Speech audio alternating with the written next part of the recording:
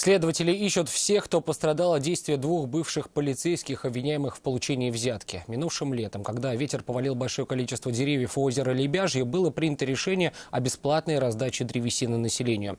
По версии следствия, зная об этом, 32-летний Игорь Гусенков и 33-летний Григорий Кузнецов, увидев в лесу человека, увозившего поваленные деревья, быстро выяснили, что это предприниматель, перерабатывающий деревянные отходы, и сообщили ему, что он нарушил закон и будет привлечен к уголовной ответственности. Но этого можно избежать за 60 тысяч рублей. Мужчина сообщил о произошедшем в управлении собственной безопасности, и передача денег проходила под контролем оперативников. Следователи установили, что подозреваемые и раньше вымогали у потерпевшего деньги. Ранее за 28 тысяч рублей обещали закрыть глаза на якобы имевшееся хищение бетонного кольца на стройке.